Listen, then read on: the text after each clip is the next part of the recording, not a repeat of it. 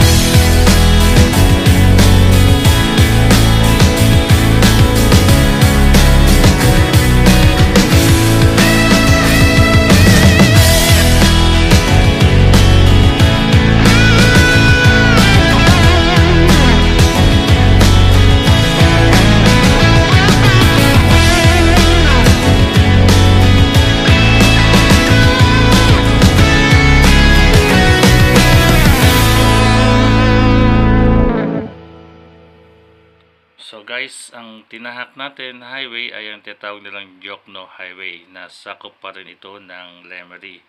Kaya kung makikita nyo, pa-uphill siya, pataas po no. Kasi tayo papuntang Tagaytay. Pero yung pupuntahan natin na Fantasy World, sakop pa siya ng Lemery. May boundary kasi doon na Lemery tsaka Nasugbo.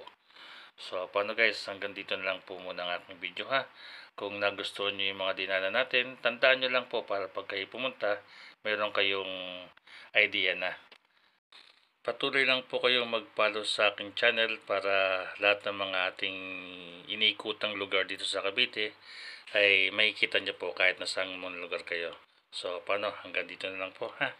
Bye bye!